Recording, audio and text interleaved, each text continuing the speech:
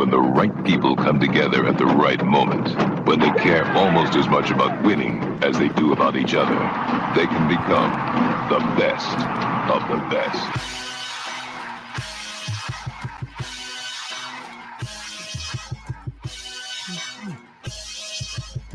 Welcome to the best soccer show, the best soccer show in the whole world.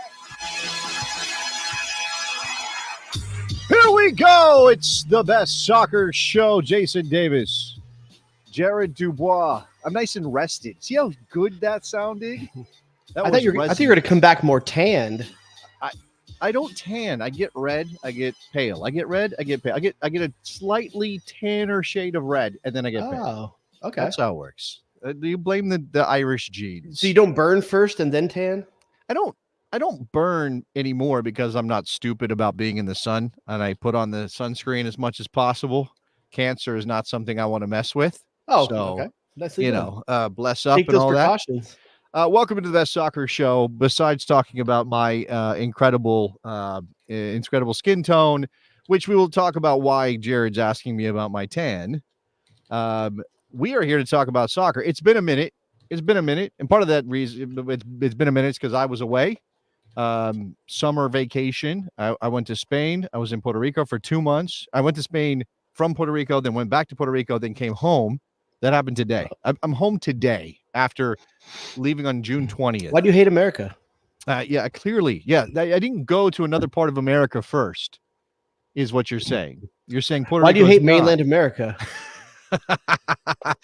Here's what I was thinking about, Jerry. Okay, but wait, okay. Does the average Puerto Rican think of themselves as American or as Puerto Rican, though? Well, that's a very complicated question. We don't have time to dig into that. I think myself as Californian before American, so I guess I understand. You Texans, I guess, I don't know. Lots of people think of themselves as from their state before they think of themselves as American. It's part of what makes us. You know what I think myself first? We are human. Yes. Unity. We're finally bringing it all together. The joy is back, Jared. That's what I need to know. Did you bring the joy back? I have joy in my life. My kids are back in school. That gives me a little bit of joy. I just need to know which one of us fits the Tim Walls profile better, or if Nicholas Soup and Sausage needs to jump in here and give us a little dose. You're closer to his home state. Oh, geographically speaking, I think so. But I'm also a coastal elite, unfortunately, for any comparison there. All right, we are here to talk about soccer. And this is what I was going to say to you, is I was in Spain. I went to Spain for 12 days. Were you there when the Euros were going on, or were they already over? No. I went a week after Spain had won the title. And so what I got was sort of like the last echoes of any kind of national spirit around the European Championship. Lots of flags being hung on balconies, that kind of thing, which I don't know if Pepe should retire. I don't know if that's normal or not. And then of course you go to Barcelona and it's not Spanish flags anymore. There's like no Spanish flags being hung in Barcelona and whatever. But I'm in Spain for 12 days. And I think you and I did a catch up on the rumors show around the U.S. men's national team head coaching job. And we had like 5 guys. And I think it was like, go ahead. And the pendulum has swung since then. I get swung a few times since that conversation. But nothing really has changed. I mean, we thought you were unplugged. We thought we had a new coach last week. No, I was plugged into that. I also thought that was bullshit from the very beginning. Really? Part of that was because of it was sources Build or Kicker. It was Build, and Build is not like some paragon of journalistic virtue that never spreads a rumor. It ain't the Mail. No, it's not. No, it ain't the Mail, but it's not so far up the ladder from the Mail that you can be like, Build said it, it's happening. It was the way it was reported, that he had informed his superiors that he was leaving. And it was like that. None of this makes any sense from who we know Pellegrino Matarazzo to be. But so outside of that, and I guess you could say that there was that was sort of like a crack of thunder for anybody who's been waiting for the national. Or I guess if we're going to compare this, I know, Jared, you're so tuned in to how religion and Catholicism works and how they pick popes. Yes. Like we might see a couple of puffs, a couple of puffs of smoke, but it wasn't the right color smoke. They hadn't decided yet. The Cardinals hadn't figured it out yet.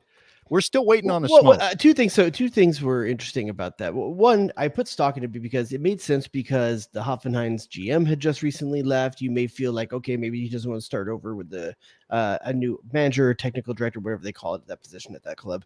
And then secondly, the other thing that surprised me was it was received better than I thought it would be. When you have some of the names that were out there, he's not the sexy name. You know, when you think of an Henry or a Pochettino or even Vieira as a more sexy name, I was surprised how many people were like, okay, we can do this. We can make this work. I think the besties over on our Slack, which you can join by getting in with the Patreon at patreon.com/thebestsoccershow, do that. They were kind of down on it. There wasn't a lot of enthusiasm over haters there. over there. It must be haters. No, I think that our little group in that Slack, which is not everybody who watches this show or listens to this show, and certainly isn't representative of every national team fan, but I think a lot of people do have this hope that there is a splashy name. And I don't know that I think there are some very smart people who are making peace with the idea that they prefer splash over sort of like, oh, who's the comfortable guy who maybe fits the culture a little bit better than just some random foreign There'll coach. be time for that after 2026. A 4-year job, a 4-year. I think you go splash here. You go splash. Well, the idea is like, we want to feel liked, right? How many times on this show is our go-to analogy? You want the person that you find attractive to find you attractive back. We want to be wanted, Jared. We want the U.S. men's national team job to be sexy. Like we're showing leg over here. Like, hey, big boy, come and get it. I mean, thirst calf Thursday over here. Oh God, we're bringing that back. Yeah, I mean, I think we are like desperate. We're desperate. Is there any way else to paint this as American? No, soccer we're desperate. We're definitely desperate. I think we know that that Joe Cocker's got to get this right, and that we need something that's going to be different. More than anything, it has to be different than what we've seen the last 6 years. It can't be an insider. It can't be a person that's already in this pool or something like that. It needs to feel different. You can go back to this as a building point after 2026 and get a builder that's American, that knows American players. I get it. Steve Cherundolo's name should be bounced around at that point. Jeff, why am I blanking? Philly. Jim Curtin. His name is Jimmy Curtin. Don't you forget it. Jim Curtin can be entertained at that point. There's a few different names, but right now, maybe I want a name that's going to move the needle. Not just from part of this is Zaz. You need to get. You're selling this tournament in 2 years. You want to grab that Euro snob. You know that maybe doesn't always feel like watching the American team. And also, you want to get a big name that's going to do something different than what Berhalter's been doing. Okay, I don't know that. Okay, I guess there are coaches who will resonate within a Euro snob set of U.S. men's national team fans or potential U.S. men's national team fans, but that's a very weird moving target to try to hit when you're like, how because I think the idea would be like, let's resonate outside of soccer. Well, how many managers in the world have a name that actually matters outside of soccer circles? Like there might be two guys. It might be Pep and Carlo. And I don't even know if Carlo is well known among sports fans in America who kind of know what soccer is, but don't really know what soccer. Klopp would be in there. Okay, maybe Jurgen Klopp is the guy, right? Which is why we all got so excited about the possibility. I'll throw one more out there, and he's not coaching anywhere because he's waiting for one job. But Zinedine Zidane would be in that pantheon as well. Okay, but that's because of his playing career. I know he did things at Madrid. Don't get me wrong, but that's because of his playing career. I mean, look again. The idea that we want a splashy name makes it hard to swallow at this point in the process. And we're a month in, right? With a month to go based on Matt Crocker's own deadline with the friendlies coming. Now, we'll get to the Poach report and what it says about the potential timing of all of this. But I think that, we want the splashy name. And if you told us right now it's Matarazzo, there are people who might go, he threads a needle. And then what I mean by that is he's American, but his pedigree is not. And although he doesn't have a playing career to speak of, and he certainly doesn't have any international experience, he's a guy that kind of just from the get, before you even know anything about him, if you see his resume and you're like, oh, he coached in the Bundesliga, well, he's good enough for, like, he's better than any coach we could have hired from MLS. Like, that's every Euro snob's immediate reaction. I mean, because one, you, like, if you just wanted someone with Bundesliga spheres, you'd be like, oh, like a David Wagner or something like that. But this is Matarazzo has a better resume in terms of both length and results in the Bundesliga. Was he like he's also off the Nagelsmann, the fourth most tenured coach in Bundesliga right now, I think. Something like that, but he's also off the Nagelsmann tree, so he's kind of got that kind of like shine on him too. I mean, I don't have anything against Pellegrino Matarazzo, but I'm kind of with the besties and a lot of other American soccer fans who might say, well, that's not really sexy enough for me.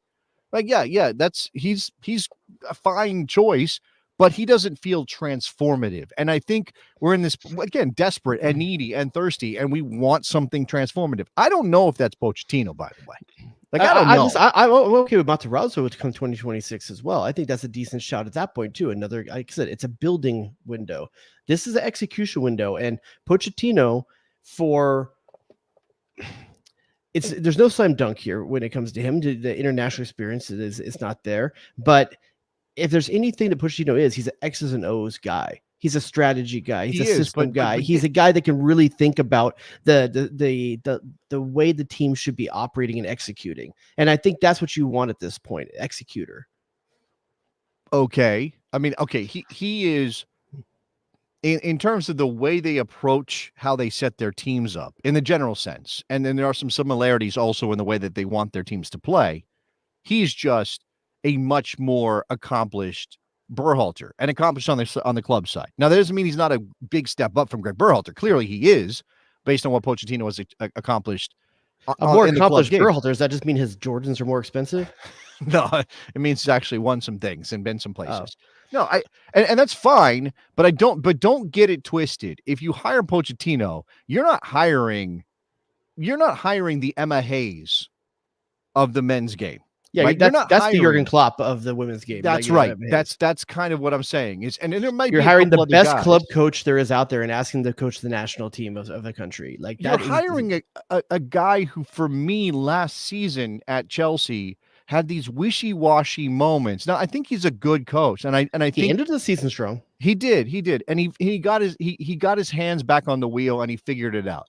But there were moments when it was like, what the hell what's going on? I mean, Chelsea's a mess, and that's not necessarily Pochettino's fault. And this from you Class Z31 in the chat. We know Poch can coach. It's not an empty suit like Klinsmann or middling history like Triple G. And that's fair. What you know about Pochettino, which does make sense here. Pochettino has oftentimes been asked to come in to a new situation, hit the ground running, and have to get results in a short time period. He's done it multiple times where he's had high expectations coming into a club and had to hit the ground running because results mattered for the clubs that he was coming into. And that's what he's being asked to do here if he accepts the position. Hey, hit the ground running. This isn't 4 years of building and figuring what this. We need you to take what's here, assess it, and pour gasoline on it and get results. Yeah, I mean, I think obviously he would have the respect of the players the second he walks into the room. For sure. Right? There's no doubt about that.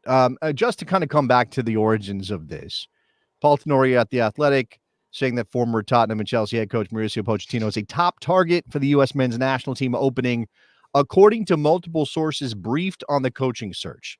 So this is original sourcing from Paul, who obviously has contacts that will know what's going on. And I think McIntyre confirmed his contacts as well. Okay. It's the same thing. The sources said the Federation was still considering multiple candidates as of last week, but Pochettino is seen by some as the favorite in the pool. Now, seen as some, I believe that.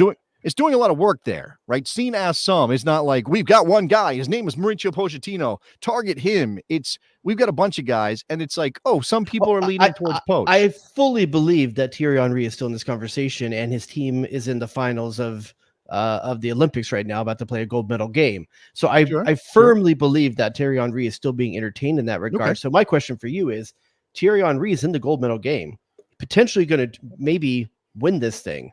Is that enough to convince you that his resume till now is good enough to take this job? Duh and or hello. No, not in the slightest. Come on. I mean, look, he's won something. Respect to the Olympic tournament. but no, I mean, not when Lacazette is that good that it doesn't matter. It's no, eclipsing what. First of all, Thierry Henry is operating at the Olympics with the best talent. There's no denying that, right? He's got the best talent of anybody in that field. Maybe Morocco has got Hakimi. Morocco's got a pretty good team. Morocco's got a pretty good team, but come on. Everybody knows about France and the players that they brought to this tournament, and guys that would be starting for our national team. I can list multiple teams that have underperformed at World Cups and other tournaments that had the best talent. Look at Belgium. Look at Portugal 2002. That's fair. Home soil, best talent. It's not a given, but it does make it easier. Now, I'll say this because Soccer 96 says, I don't like Henry during this crucial World Cup on home soil. Here's where you're wrong about that. Not only in terms of playing on the field and results and how deep they go. I mean, you're going to put Thierry Henry on every television screen in America saying, this is our head coach. He's one of the great forwards of his generation. He's got this sexy French accent. He's the best dresser you've ever seen. He's got TV chops. I mean, from a saleability standpoint, in terms of the marketing of it, Henry is a home run. I mean, not to mix my metaphors. He's a home run.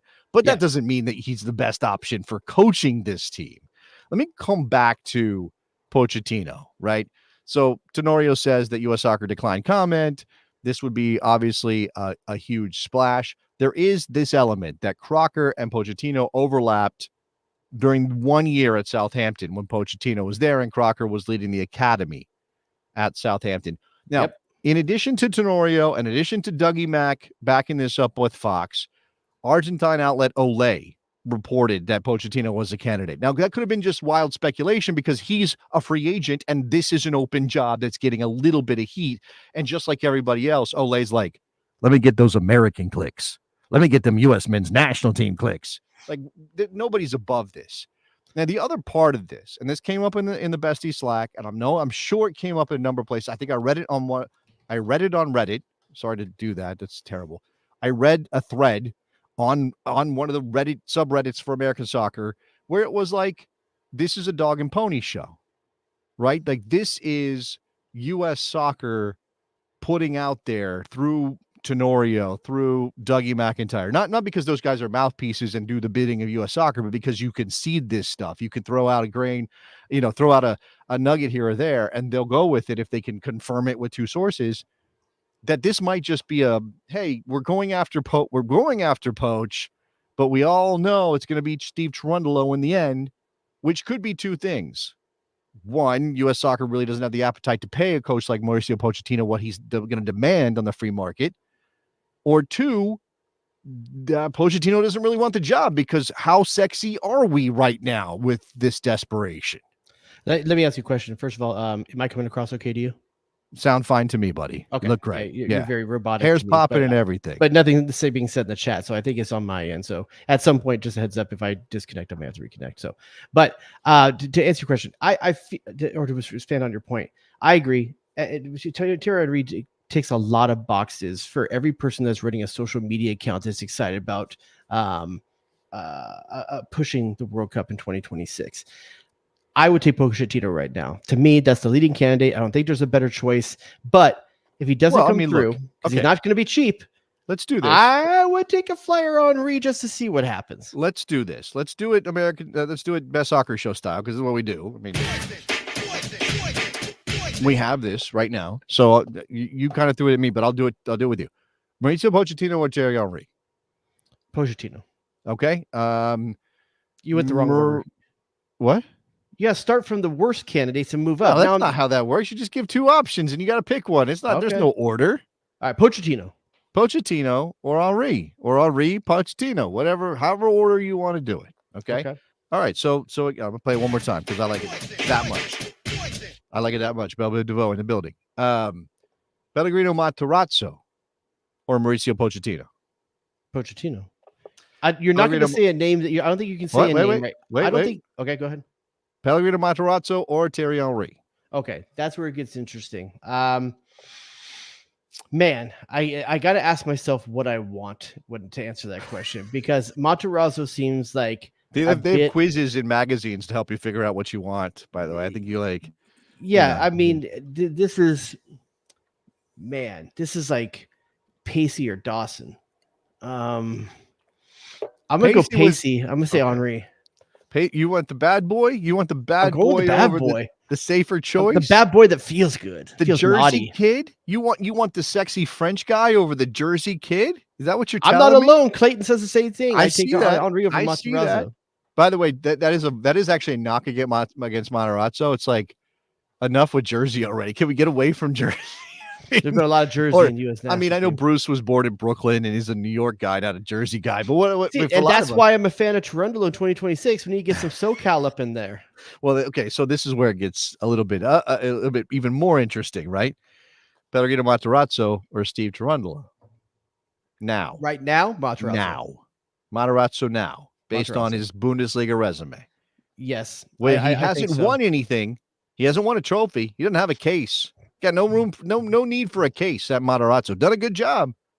No room for a case. So Stuart Colley in the chat is putting the word Renard in there. The name. Oh, well, Renard I'm going to come to Okay. our other French, other sexy French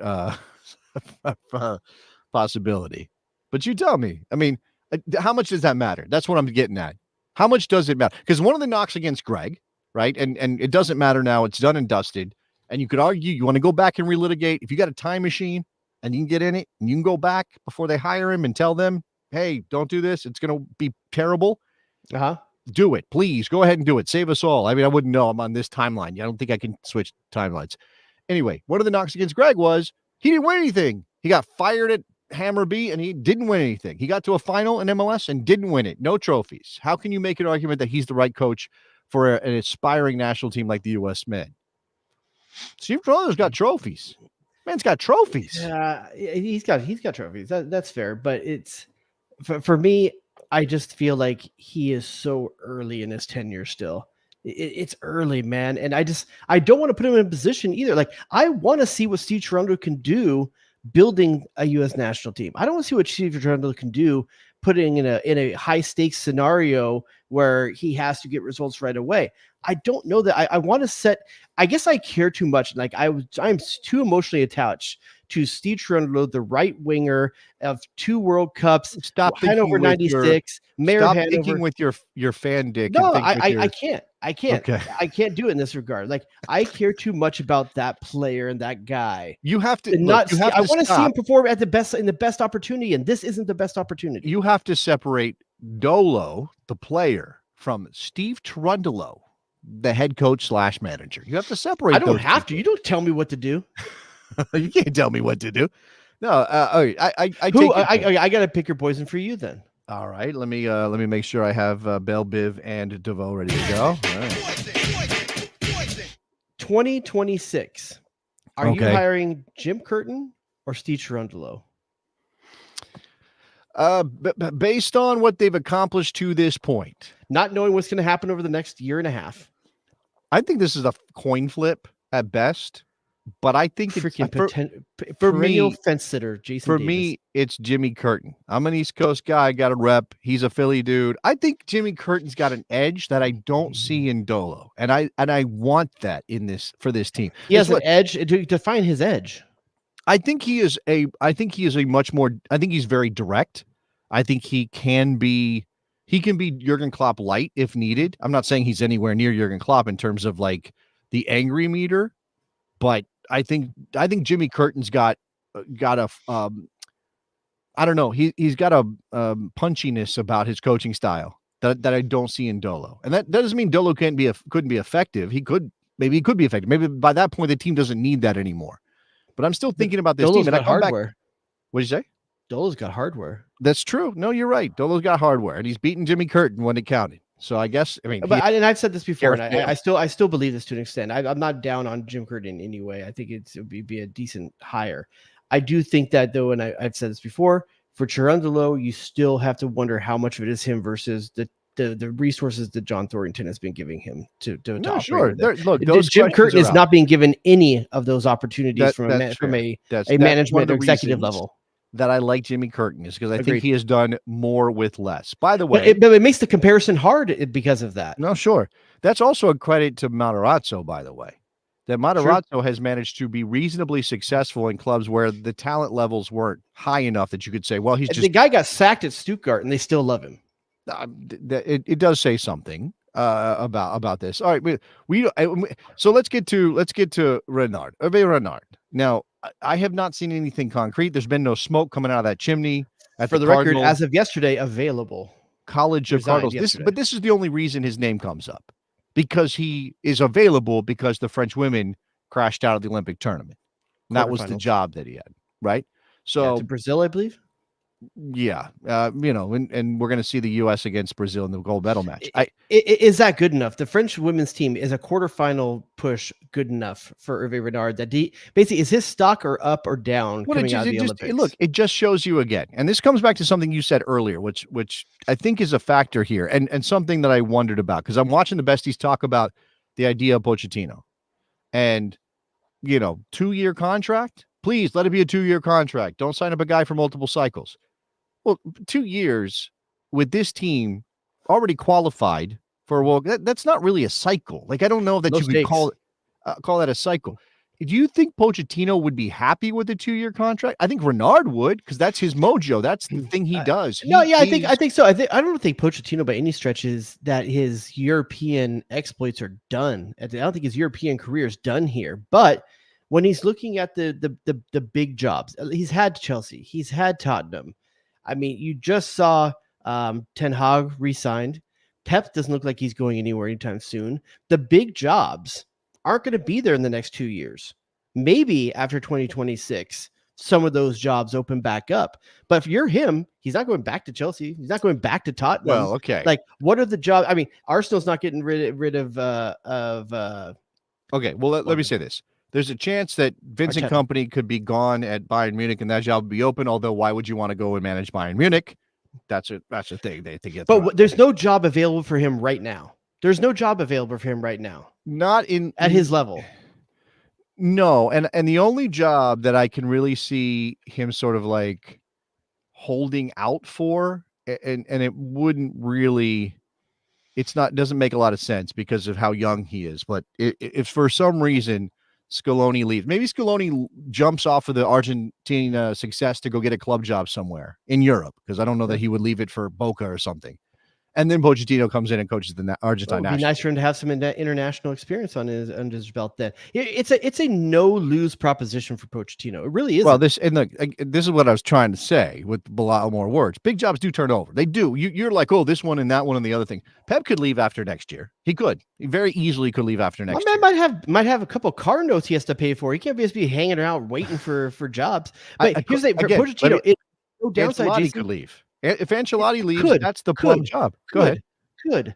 It's all coulds. Like, this is available right now, and then some of the bigger jobs may be available in 2 years. But what I'm saying is that if he succeeds with the U.S., okay, it's like, holy crap, that guy succeeded with a U.S. team. But if he bombs with the U.S., they never had a chance anyway. It's a bunch of dirty Americans. I don't think that's how that works. I think you don't get nearly as much credit. I think the Europeans are fine heaping a big pile of shit on America, like we're not good enough anyway. Not even Pochettino could save us. Okay, maybe. It's win-win, baby. Let me ask you this: do you believe that the Pochettino thing is smoke and mirrors, and it's just U.S. Soccer covering their asses before they hire an MLS coach? Do you believe that? I don't. I don't. I think there's actually smoke here. It may not be papal smoke, but there's smoke here. I believe that Tenorio and McIntyre are not papal smoke. Puff higher, right? Sure, that's what it is. That's a good one. Yeah. I trust Tenorio and McIntyre. I don't think their reporting is off. I think this is legit. Whether or not how close it is to getting over the line, no idea. I do think that they're not going to make a decision, though. I doubt Henry is negotiating while he's in the middle of the Olympics push for the gold medal. I'm sure he's got. No, he's got people. He's got people, reeling U.S. Soccer in a bit. And, but I don't think this has a lot of his bandwidth right now. I think he's really actually focused. That's what I'm saying. He's got his people maybe in contact, but there's no like substantive discussions happening. I don't think Henry's the kind of guy who's going to do those two things at once. I don't expect this to get finalized till sometime late next week, because you're not having true talks with Henry until Sunday. Okay, the other part of the report from Tenorio is that if they did hire Pochettino, they will still have Mikey Veras coaching the friendlies coming up in September against Canada and New Zealand. That makes sense. There are people who are going to be mad about that, and there are people going to be mad no matter what happens. I mean, no, you're asking this guy's if he gets hired a week before the next friendly, like he's got a lot of life stuff you have to do. You have to move. It's not like when you get a new job and the commute instead of 5 minutes is 10 minutes. The guy has to move his entire life to another continent. Okay, like yeah, and listen, and a lot of people don't know this too. As maybe they don't have jobs where they get to negotiate when they're hired. But as you move up in the world and you get to a point where you get to negotiate when you get a job offer, you're going to negotiate for these things. You're going to negotiate for a better quality of life where I don't have to go over there and do this right out the gate. This is just the way the world works at that level.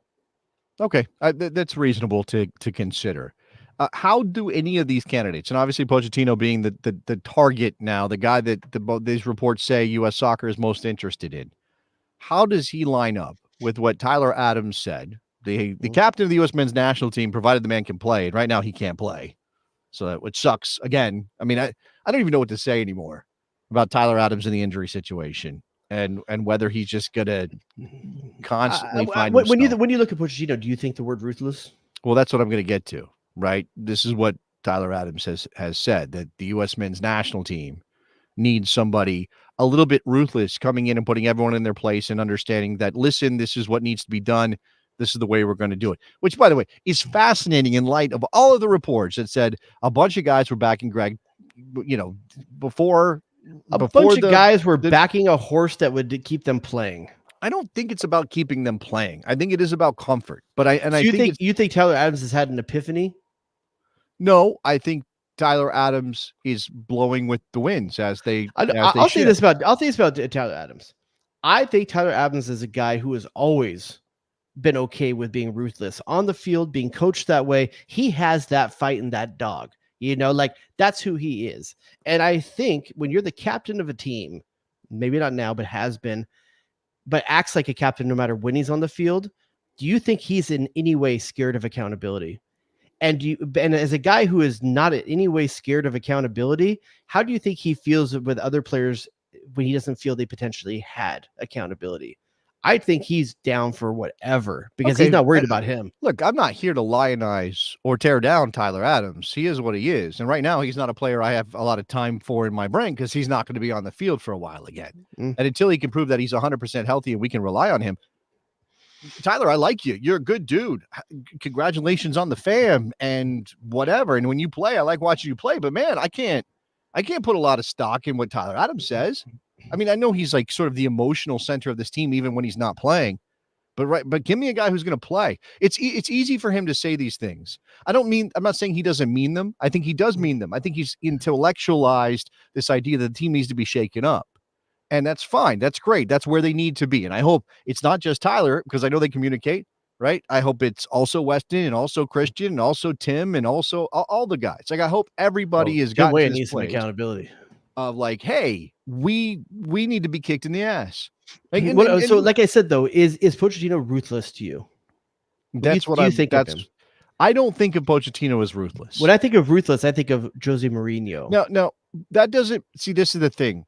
We shouldn't mistake outward behavior for ruthlessness. I think that's a good point, because what I will say that Pochettino may have is that Pochettino has had to look world-class players in the eye and say, you're not starting this weekend. That's what you have to do as a coach at Chelsea. Fair. I believe while he was there, that's when Dele Alli got benched and ended up leaving Tottenham, right? I believe that was under his tenure. Like he's had some of those. He's had some high profile, like, that guy is out of the lineup and you're benching that dude. And So what I'll say is if you could, depending on how you define ruthless, I think you could also define it as a bit of bravery, or you could say being shrewd. And I think that he has the ability to look at a quality player in the eye and say, nah, not this game, man. Your execution in practice wasn't there. Or like, hey, just for this lineup, it doesn't make sense for this opponent. You got to sit this time. I don't seeing any player up and down the field. No player is bigger than his decision. You know what? I guess one of the things here is kind of like it's a shade of gray on what you mean by that. Now, if you just mean by making choices, you send a message. Pochettino is certainly capable of that. Like that he's done that in his career. Made choices, that sends the message. If you want a coach who not just sends the message through leaving you out of the lineup or whatever, but also kind of directly challenges you. I don't know that it could be Pochettino. From the chat, Connor Rivera bringing the heat. Klinsmann did that with Donovan. I don't agree with it. I don't agree with it at all. But he did it. He had the stones to do it, right? Yeah, no. But I mean, Klinsmann, and I guess that's kind of what I'm getting to.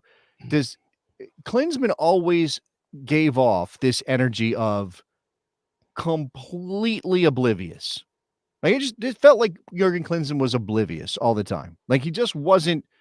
He wasn't processing everything. He wasn't aware. He wasn't, and that doesn't mean that leaving Donovan off wasn't also some shrewd coaching decision, but it kind of felt more, and obviously after we got the Jonathan Klinsmann tweet and everything, it all felt very ugly and dirty and gross and personal, rather than this thing of like, I'm making a decision that's the best for the team, and even though he's the greatest player we've had or one of the greatest players we've ever had, I'm not put on sunglasses in the corner. They're like, I can't take him, he's not serious about this job. But this is what I mean. So not oblivious. Klinsmann just didn't care about anybody else's opinion, and I think a coach needs to have a part of that, a piece of that. Yeah, sure, to a level, but that doesn't, not caring about an opinion doesn't mean that you're like making these command decisions that are absolutely 100% the right thing to do in most cases. It just, you can be kind of, go ahead. I know Adam said the word ruthless, and I'm going to keep choosing to use the word shrewd instead, because I think it's a better, and you get what he's trying to get to. If that's the case, calculating. If Pochettino is going to approach this way, which he should, Gio Reyna better watch out. Sure. Because unlike Berhalter, Reyna was bigger than Berhalter to the U.S. fans and the U.S. system. Reyna will not be bigger than Pochettino. He won't be, and if you're not playing at the club level, you may not get the guaranteed minutes that you're going to get. No one's saying Gio's not talented, but no one's saying he's not talented. But now we're going to fall backwards into a whole discussion about the depth of the player pool and whether you can actually make those decisions and still put a decent team on the field for the U.S. men. Right. That's kind of where we're at with this too. And I've seen the comment, and we didn't post it, but it does matter. Paolo says it doesn't matter because the player pool will still be the same. Right. And that's certainly a very defeatist way of thinking that's about a ridiculous this statement, because look at the women's team right now. Mm-hmm. This women's team is a ton of players that were there at the World Cup last year. And if not, younger and less experienced. These are the same pool of players that were available outside of Mal Swanson last World Cup. What changed? The coach changed. And with the coach, the mentality changed. And this, you can't say that they're not getting more out of the same player pool right now under Emma Hayes than they were under Vlatko last summer. Well, I do think Swanson is a major upgrade. For sure, but it's one position. But I will say this. I mean, how much talk about Lindsey Horan has there been in this tournament? And, sort of. But she's still getting the results with her. I know. That's what I'm saying. That my point is that Lindsey Horan's been pretty garbage by most people's estimation. And yet if US people want to talk about a gold medal match. If people want to talk about, Alex Morgan was on that team and Pino was on that team, that was the coach's decision. The player pool was still the same then, and a coach decides who they take. And the player pool is going to be the same, but guess what? Pochettino may see it different. Well, now that you brought Emma Hayes into the chat, let's talk about this a little bit. And I don't want to make this about the U.S. men's national team, what Emma Hayes is doing with the U.S. women. But if we are going to talk about ruthlessness, if we are going to talk about kind of an edge, if we are going to talk about a directness, that's all the things Emma Hayes has brought to this team, in addition to being a very good soccer coach and understanding the game. Dropping F-bombs in the press conference. I love it. She is... Yeah, she's what I think you kind of envision is like your prototypical, like this is, if I was going to create a coach in the lab for the U.S. women and men, this is who it would be, like somebody who has this mentality, who comes, this is one of the things that frustrate. And look, I'm smart enough, and I think most people are, to realize we're sort of conditioned to see coaches who are like that as more effective than coaches who are not, which is wrong in a lot of cases, right? You can be a quiet kind of person and still be a very effective soccer coach, or any coach for that matter. But so you can realize you've been conditioned, but there's still something about this that engenders confidence. And I think it's clearly engendered confidence in the U.S. women's national team. right? Yeah, and I think more than anything, some of these players just needed a reset. A lot of these Sure. players, like Trinity Rodman, had barely done anything in 2024 until getting to the Olympics. But a coach said, "Hey, I know you haven't been producing, but I still see you. I Yeah. see you, and I'm going to put you Yeah. in here." Gave her the time, gave her the minutes, and the chick broke out on the biggest stage. So I think there's a bit of that some players just needed something new and something that just to feel fresh. Maybe that's probably right. That's probably right. I saw, you saw the quotes from Emma. I mean, all the quotes from Emma are good, but you Yeah. saw that she said Naomi Gurma is the greatest defender, the best defender she's ever seen. Whether that's true or I not can't disagree. doesn't matter. Oh no, she's been lights out. No, She's okay, everywhere. I got a She's question for you. everywhere Bigger breakout star at this World Cup, at this Olympics. Olympics, Gurma or Rodman? That's tough. I mean, Rodman scores the goal that puts them in the final. That's going to be the one. The Swanson did.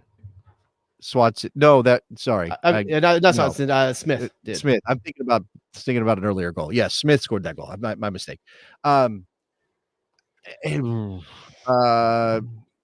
It's hard. You're right, because for people that know the game, I think it's Gurma. I really do. Oh, sure. But that's it's just how do you compete with the explosiveness of that three-pronged offense up front, and Trinity Rodman just jumps off the screen. When you see her, she jumps off the screen with personality and her speed. Like there's certain things that for the layman, it's going to be. She's never going to be. Naomi Gurma is never going to be more popular than Trinity Rodman or any of those three, to be honest with you. But to the person who knows the game, holy crap! Not since Julie Ertz have I seen someone be an enforcer like that. Yeah. There was that. By the way, I was thinking about Rodman's goal against Japan. That was in my head, not the Germany goal that Sophia scored, which obviously came off the ball from Mallory Swanson, which was, I mean, the way that played out, the read between those two players for Smith to get on the end of that. Because finish with your off foot on a curl. Oh, beautiful. But coming back to Gurma. There was I can't remember. It was a Champions League final, whatever Liverpool did. Maybe it was something in the league, and somebody tweeted out, somebody stateside, I can't remember who it was. The 78% of the earth is covered by water. The other 25% is covered by Virgil van Dijk. Let's just switch Naomi Gurma for that, because it feels that way. It feels that way right now. The other thing that's impressive about Gurma is that Sam Coffey had to be taken out of this lineup. Tierna Davison had to be taken out of this lineup. Like, she had to do this with other pieces around her that she wasn't planning on, and she just still steps up, no matter what the people's pieces are next to her. It's quite impressive what she's been able to do this tournament. It's amazing how quickly this has changed. Right. And it leads you down this path of, okay, was it all the coach? Like, was it 100% a problem with coaching? Or have some of these players just gotten better, which is also possible, right? In certain areas of the field. This is the thing. It's almost impossible to unpack that stuff and figure out what the deciding factor is. Yeah, you know what? I think what it is partially is that Emma Hayes chose to make a clear cut with the old guard. I mean, I think for some of these players, they must be looking down. That's something that Vlatko was not able to do. The timing did not. I think he was prepared to somewhat do it, but then injuries to Macario, injuries to Swanson. COVID. I think he went back to what has worked. The safety net, what made him feel like his blankie. He went back to those players. Whereas Emma Hayes is like, and this is what the U.S. men's team needs to: short time period to a big tournament to come in and be decisive with decision making and vision. And that's what Emma Hayes has come in here and done. She's decisive with her vision, and she has said, Alex Morgan, nah, sorry, I'm leaving you at home. I just don't. We've got to start that. And I think for some of these players, being like having Emma Hayes come in here, the best women's club coach of all time, and come in and say, I choose you. There's something that must fill you with, inside of pride, and she believes in me. Yeah. That's probably, I mean, again, that comes back to vibes, and that comes back to the intangible stuff, which is impossible to measure. And this is what we're asking for the U.S. men. Like, we want some, and this is the thing. what we saw, and obviously this is always results based analysis. You have a guy who's rah and talks up his guys and gets at it and is all demonstrative on the sideline and does great press conferences and all that stuff, and his team loses. Doesn't matter. Who cares? Who cares if that guy's got a great personality? Who cares if that guy's outgoing? Who cares if he drops an F-bomb every now and then in a way that makes him feel endears you to him? Who cares if he wears the right shoes? Obviously, that's not a thing people want to talk about at this point. Like, who cares if you don't win games? If you win, all that stuff feels like reasons for winning. Like, it just all clicks in. Oh, you know why we're winning? Because Emma Hayes is just she's direct and she takes no prisoners and she drops F-bombs and she bigs up her team and all that. But who knows? One of the things I've enjoyed most about watching Emma Hayes' team is that she really gets it in terms of changing up points of attack. She will not just do the same thing all game. Where I feel like at the World Cup, the U.S. was playing nothing but long ball, constantly, nothing but bypassing midfield. And Emma Hayes will do it. But she changes, it's like you have to jab twice before you can throw a hook. You have to do certain things to open up. They're switching of the ball and they're switching of points of attack. They will try to play to feet and then they'll change it up and play long balls. It's very, very hard for a team to defend. I will say outside the Japan game, where Japan is excellent at bunkering defense and like playing as a unit. You really saw different tests there. I do want to call out one player so far that we haven't talked about that I really think is having a fantastic Olympics, and that's Emily Fox. I love watching Emily Fox. What a great continuation of a legacy to go from Kelly O'Hara to Emily Fox. I find them both to be very complementary to how they both play that side. I think she's very good positionally on defense. I just wanted to shout her out because I think she's having a great tournament, and I think she's falling under the radar for some of the other players. There are players you can pick out. Obviously, the obvious stars we've already talked about a little bit.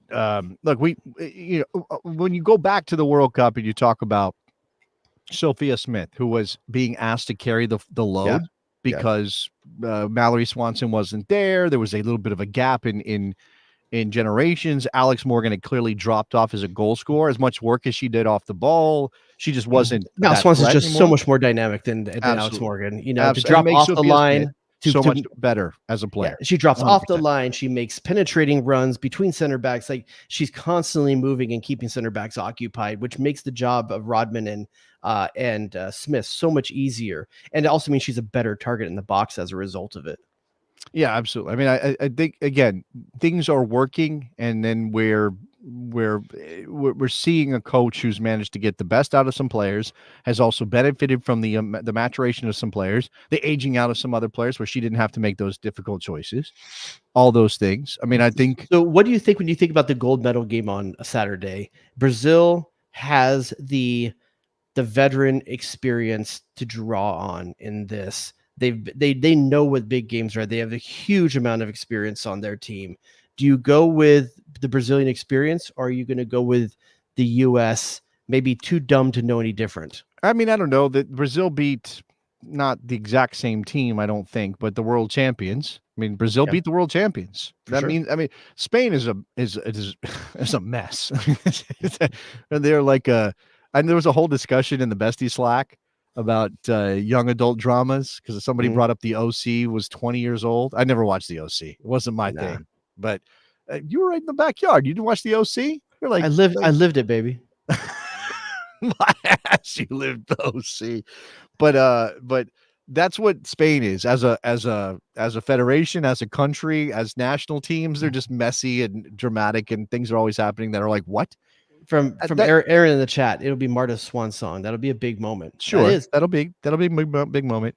Yeah, I think the U.S. is capable. I think they are. I think this is probably a 2-1 game. It could be 1-1 going into extras. There's been a lot of that. Right. A lot of that this tournament. Shout out to Emily Sonnet. I mean, she's very similar to. I'm trying to think. Someone like. She's duct tape, like she can play any of the back six positions and be serviceable, if not good. And she, for so many years, she played behind Sauerbrunn, Dahlkemper. She was never good enough to break into that. But because she always had to kind of be piecemeal and live on scraps, she's gotten good at just about every position back there. And to have someone like Trina Davidson go down and have her step up in an Olympic tournament where you have 18 players, hell yeah, you need that player. I mean, hey, now we're going to need you to play center back for the last 20. I mean, center midfielder, defensive midfielder for 20 minutes. Yeah, no problem, coach. I got this. What an amazing joy to have on your team. I'm looking forward to that game. I'll tell you this in general, kind of going away from soccer for a second. I left for Spain on the 20th of July. The Olympics started that week, I think, or maybe like something like that. I don't know. Somebody in the chat will tell me when the Olympics started. They might have started that week. JTT's in the chat. He can let you know. Okay. I'm sure JTT's all over that. So I left for Spain. I didn't have a SIM card. It was a whole debacle with my SIM card situation. But anyway, I didn't have a whole lot of access in the hotels and with Wi-Fi. With public Wi-Fi, I could check some stuff. But after I got back, I've been watching like nonstop because I've had the time. What's your surprising sport of choice? I love the Olympics. It's brilliant. I still have this thing, and you and I have talked about this a little bit, and I don't know how many people if we could do a quick poll. How old are you? No, don't do that. Let me ask you, who in the chat remembers the Olympics before the Berlin Wall came down, before the Soviet Union collapsed? Who remembers? East Germany, West Germany, that kind of thing. Yeah. Russia with on dope. Yeah.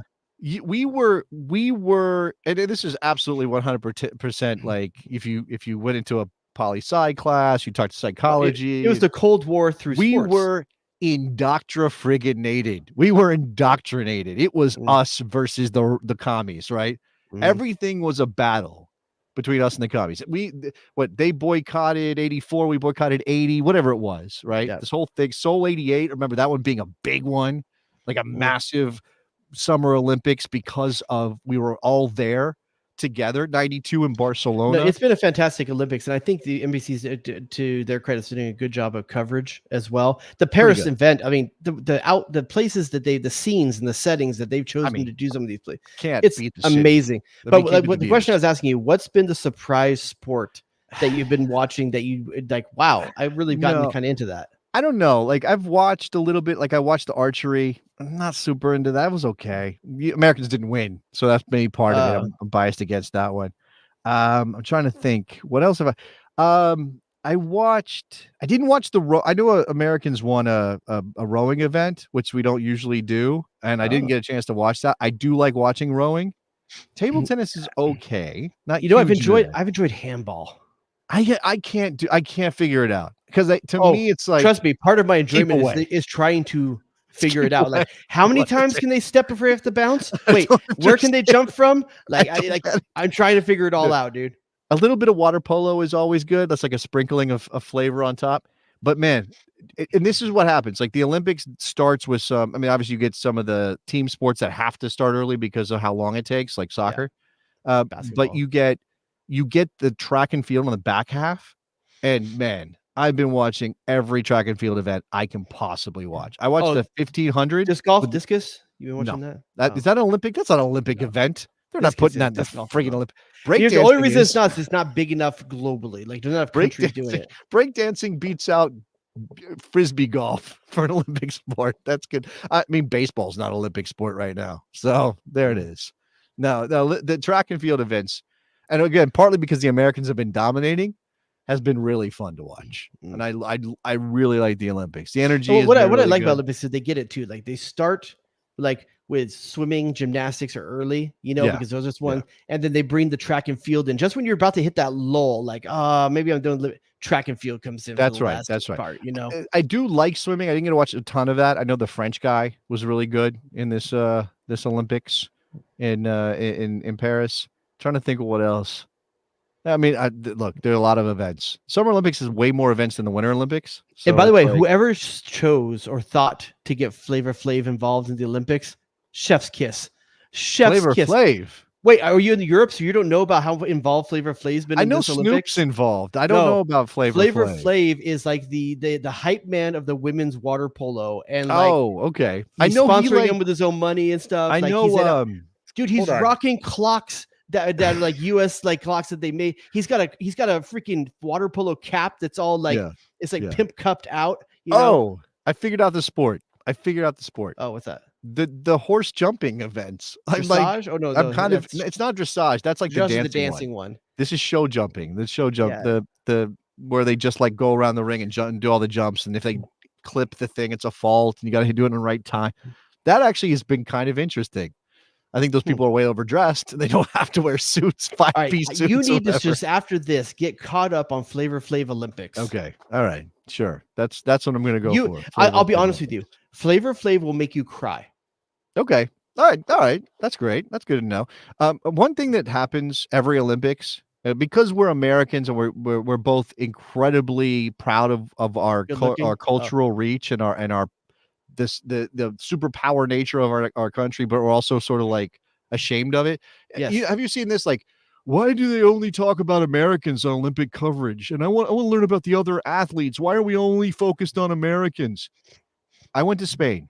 Okay. Every single thing I saw for the Olympics in Spain was about a Spanish athlete. They didn't bother with anybody else. They play to your base. They weren't messing around with why does Fox News not talk to more Democrats? If there wasn't a Spaniard involved, they did not care. It was like it didn't exist. It didn't exist. It was great.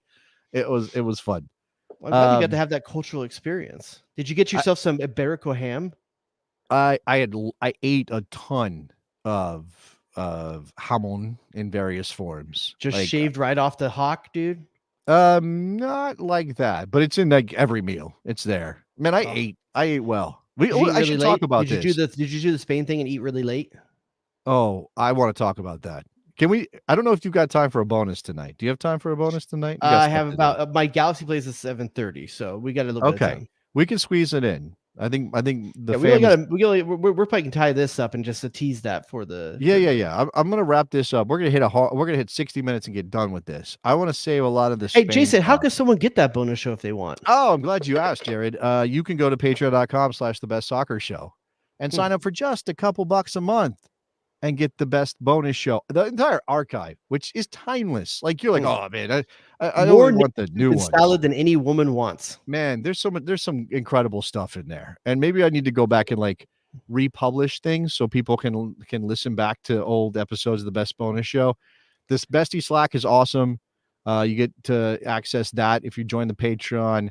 There are some other perks. We got some merch and discounts on that stuff. And for election season, we put all the politics into one place.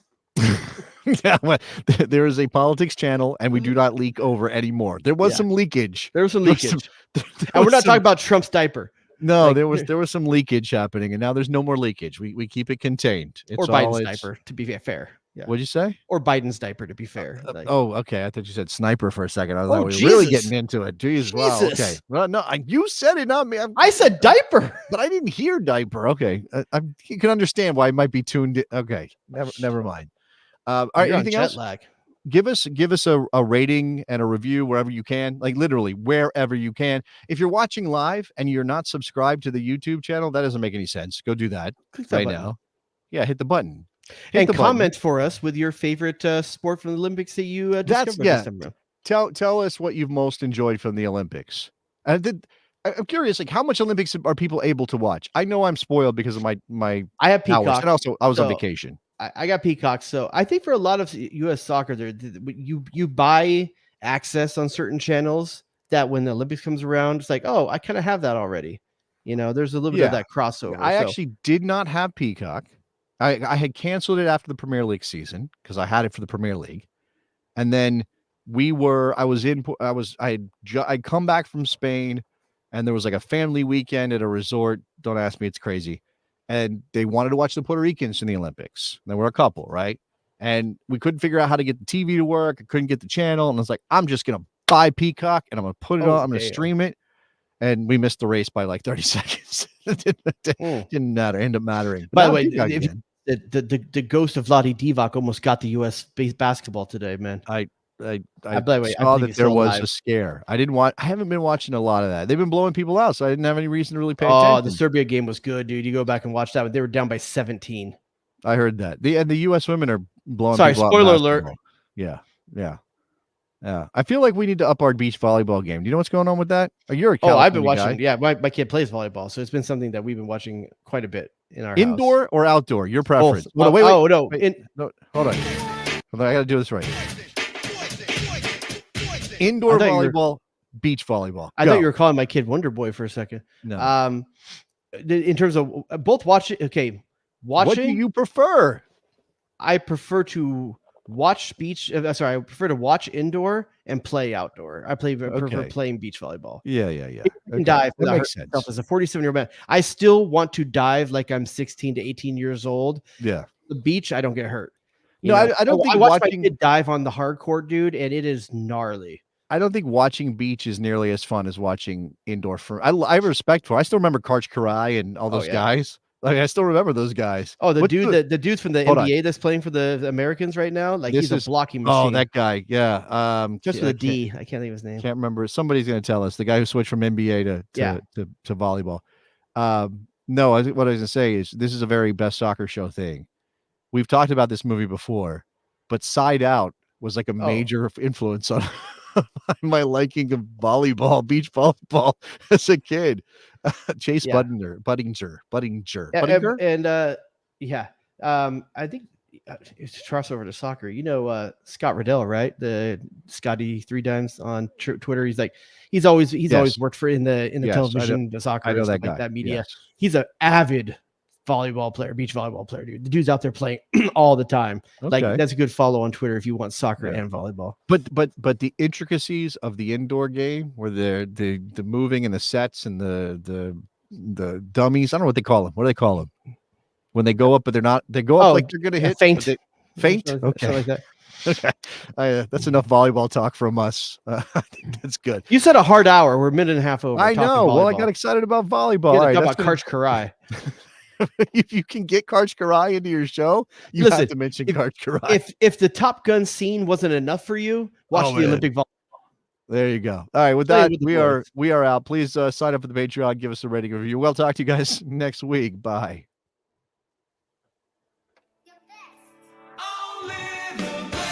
Michael freaking Oscar.